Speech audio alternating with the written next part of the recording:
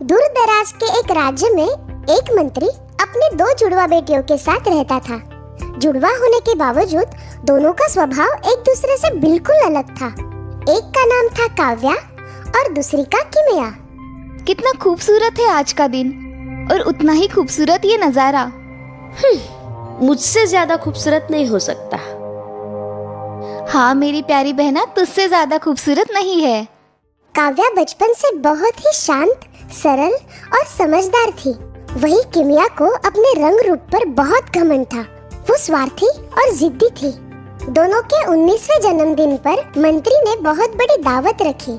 सभी राज्य के राजा और उनके परिवार को बुलावा भेजो। इस भव्य दावत में सभी लोग सज धज कर आए थे। काव्या की नजर एक आकर्षक राजकुमार पर पड़ी। किमिया भी उसी राजकुमार को देख रही थी। वो देखो, वो राजकुमार कितने आकर्षक है। हाँ, आकर्षक तो है। राजकुमार तो मुझे ही पसंद करेंगे। क्यों? मुझ में क्या कमी है? तुम अच्छी तरह से जानती हो। दावत में राजकुमार के परिवार वाले किमिया के लिए शादी का प्रस्ताव रखते हैं। ये बात जानकर काव्या मायूस हो जाती है और जंगल की तरफ चल पड़ती है। जंगल की तरफ जाते वक्त उसे एक बुजुर्ग जादूगर रोक लेते हैं। मैं जानता हूँ तुम्हारा मन विचलित है। तुम जंगल में जा सकती हो, पर याद रखना अपने कर्तव्यों का पालन करना। कोई भी काम करो, आशावादी आचरण के साथ पूरी मेहनत और ईमानदारी से करो और कभी भी हार मत मानना। काव्या, तुम बहुत समझदार हो। मुझे तुम पर पूरा यकीन है। जंगल में थोड़ी दूर जाते ही उसे एक अजीब सी आवाज सुनाई देती है। हाँ? ध्यान से देखने पर उसे हिलती हुई घास दिखाई देती है जहाँ से आवाज आ रही थी। काव्या घास के पास आकर देखती है। अरे ये क्या? हिरन, तुम इस शिकंजे में कैसे फंस गए? रुको, मैं तुम्हें शिकंजे से बाहर निकालती हूँ। वाह, कितने खूबसूरत हो तुम। बिल्कुल सोने जैसे चमक रहे हो। बहुत बहुत शुक्रिया। हाँ, तुम बोल सकते हो? हाँ, तुम्हारा दयालु आचरण देखकर मैं बहुत प्रसन्न हूँ। अब तुम आगे बढ़ती जाओ। वो आगे जाती है। उस डरावने जंगल में आगे बढ़ते हुए काव्या को अब थोड़ा सा डर लगने लगता है। अरे बाप रे, कितना घना जंगल है। आगे जाकर काव्या को एक हंस जाल में फंसा हुआ दिखाई देता है। अरे ये क्या? तुम इस जाल में कैसे फंस गए? हंस बहुत छटपटा रहा था। शांत रहो, मैं तुम्हें इस जाल से छुड़ाती हूँ। काव्या उस जाल से हंस को बाहर निकालती है। जैसे ही हंस जाल से बाहर आ जाता है, वो अपने खूबसूरत पंख फैलाता है। अब तुम आजाद हो। शुक्रिया, तुमने मुझे जाल से आजाद करवाकर नया जीवन दिया है। हाँ, तुम भी बोल सकते हो। हाँ, तुम बहुत दरिया दिल और निस्वार्थ लड़की हो। अब तुम आगे बढ़ती जाओ। आगे जाकर काव्या को एक बेजान और सूखा हुआ पेड़ दिखाई देता है। अरे, ये पेड़ तो सूख गया है। लगता है इसे पानी की जरूरत है। वो पास की नदी के किनारे जाती है। वहाँ एक घड़ा रखा हुआ था। वो उस घड़े में पानी भरकर सूखे पेड़ पर डालती है। पानी डालते ही पेड़ में जान आ जाती है। हाँ? अरे ये क्या? हाँ? अरे अरे अरे, ये क्या हो रहा है? धन्यवाद, तुमने मुझे पानी दिया। हाँ? तुम भी बोल सकते हो। हाँ। लड़की, तुम बहुत नेक दिल की हो और तुम्हें किसी भी चीज का लालच नहीं है। तुम्हारा दयालु आचरण देखकर मैं बहुत प्रसन्न हूँ और मैं तुम्हें तोहफे के तौर पर कुछ देना चाहता हूँ। जाओ, वहाँ जो नदी है उसमें एक डुबकी लगाओ। ठीक है, जैसी आपकी आज्ञा। काव्या आगे जाकर नदी में डुबकी लगाती है और जैसे ही वो बाहर आती है, उसे कुछ नया सा महसूस होता है। उसका रंग रूप अब बदल गया था। वो बहुत खूबसूरत हो गई थी। ये देखिए, लेकिन ये सब कैसे?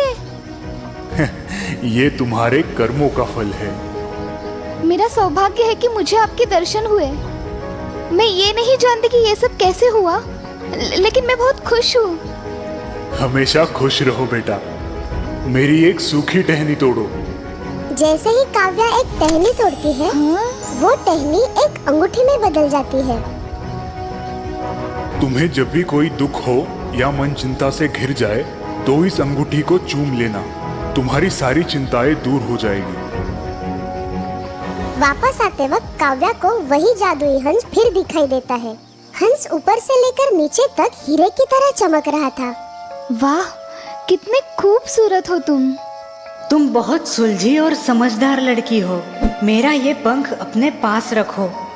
तुम्हें जब भी मदद की जरूरत पड़े, इस पंख को हाथ में पकड़कर मुझे याद करना। अरे, तुम तो बिल्कुल ठीक हो गए। मैं स्वस्थ हूँ। तुम्हारी उदारता और दया से भरा मन देखकर मैं प्रसन्न हो गया हूँ। मैं तो बस अपने कर्तव्यों का पालन कर रही थी। तुम जब भी किसी मुसीबत में फंस जाओ, मुझे आवाज लगाना। मैं तुम्हारी मदद के लिए आ जाऊंगा। काव्या खुशी खुशी वापस जाती है। रास्ते में उसे वो बुजुर्ग जादूगर मिलता है।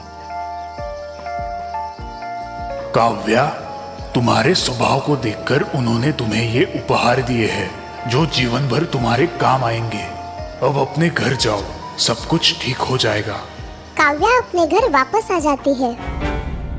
काव्या, तुम इतनी खूबसूरत कैसे हो गई और कहाँ चली गई थी?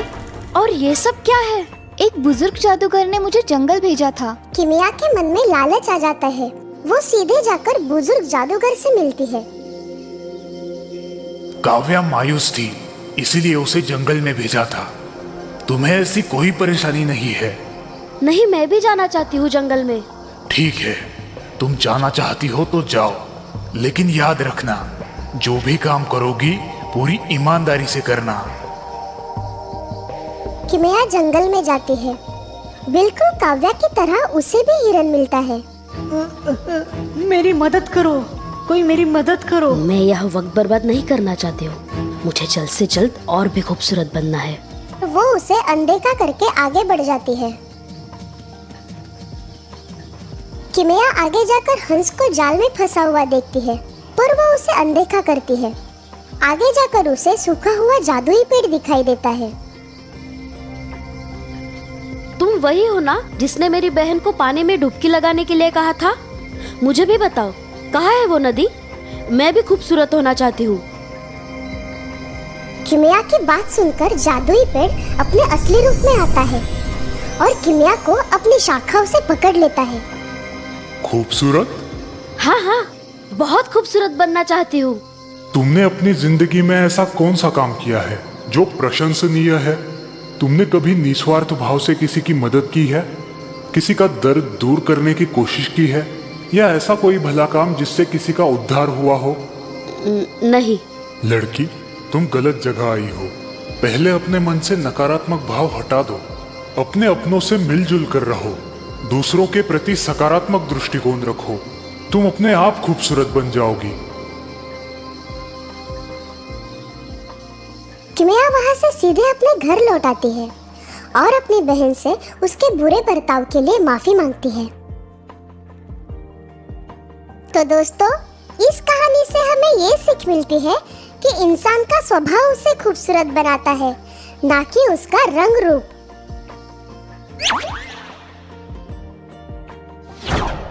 जादुई घड़ा। एक गांव में एक मजदूर अपने पत्नी के साथ रहता था। वो दूसरों के खेत में काम करके जो भी मजदूरी मिलती थी उससे अपना गुजारा करता था। एक दिन वो खेत में काम कर रहे थे। इस साल काफी अच्छी फसल हुई है।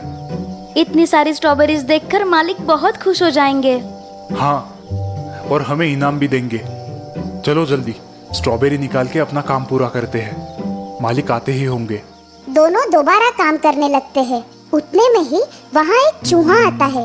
वो स्ट्रॉबेरीज देख खुश हो जाता है और स्ट्रॉबेरीज खाने लगता है। ए चूहे, क्या कर रहे हो तुम? निकल जाओ यहाँ से।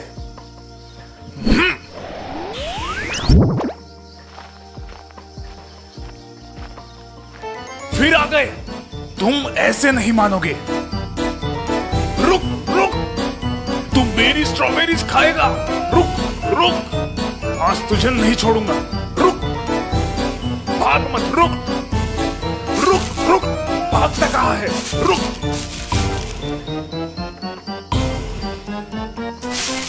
उस चूहे को मारने के चक्कर में देखो कितनी सारी स्ट्रॉबेरीज बर्बाद हो गई। बहुत सारी स्ट्रॉबेरीज फाउडे के मार की वजह से बर्बाद हुई नजर आती है। तभी उस खेत का मालिक वहाँ पर आता है। अरे ये क्या किया तुमने? तुमने मेरी सारी स्ट्रॉबेरीज बर्बाद कर दी है। अब तुम्हें कोई मजदूरी नहीं मिलेगी, समझे? तुमने मेरा नुकसान किया है, उसकी भरपाई तुम्हें चुकानी होगी। मालिक गुस्से में वहाँ से चला जाता है। चूहा मजदूर का उदास चेहरा देखकर उस पर हंसने लगता है। अब तू गया काम से। रुक रुक, भागता कहाँ है? रुक रुक, अब कहाँ छुप गए? बाहर आओ। मजदूर के पत्नी का ध्यान अपने पति की ओर जाता है। वो तुम्हारे सिर पर है। ये कैसी आवाज है? लगता है जमीन के अंदर कुछ गड़ा है। कहीं कोई खजाना तो नहीं है ना? दोनों खुश हो जाते हैं और जमीन खोदने लगते हैं। पूरी जमीन खोदने के बाद उसमें से एक घड़ा निकल आता है। हाँ? इसमें कुछ तो होगा। अरे ये तो खाली घड़ा है। लगता है आज का दिन ही खराब है। अब मैं तुझे नहीं छोड़ूंगा। रुक रुक। अब कहाँ जाओगे?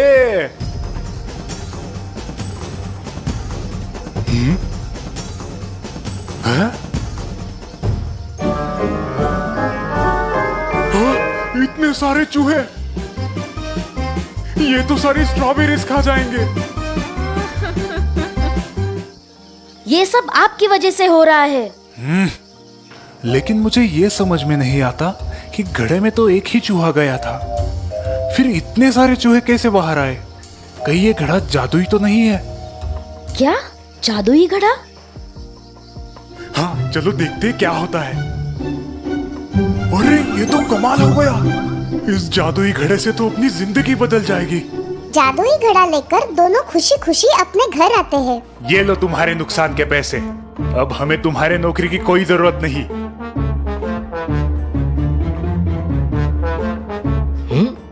इसके पास इतना पैसा कहाँ से आया? कुछ तो गड़बड़ है, मुझे जाकर देखना होगा। उसी रात मालिक मजदूर के घर जाता है और छुपके से देखने लगता है।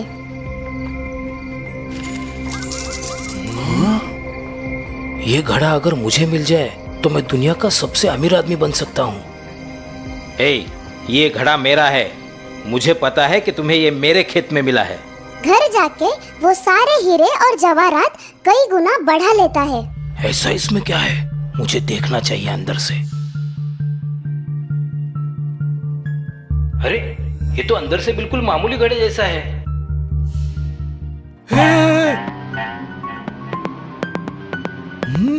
मेरे इतने सारे हमशक्ल। मैं असली हूँ और तुम नकली हो, समझे? मैं असली हूँ और तुम नकली हो, समझे? चुपचाप चले जाओ यहाँ से। ये घड़ा मेरा है।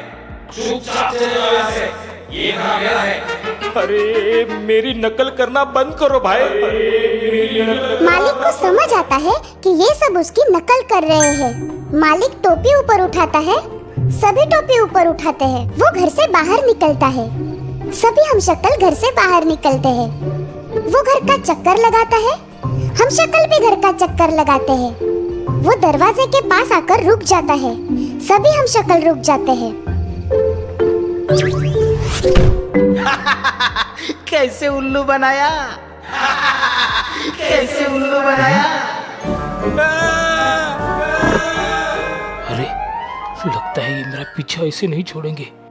मुझे घड़ा लेके भागना चाहिए।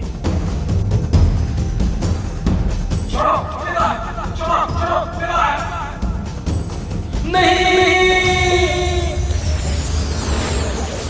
हे भगवान, मैंने ये क्या कर दिया? तो दोस्तों, इस कहानी से हमें ये सीख मिलती है कि मुफ्त में मिली कोई भी चीज ज्यादा देर नहीं टिकती।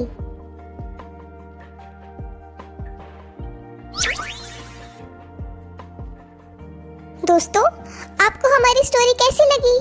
हमें कमेंट करके जरूर बताइए।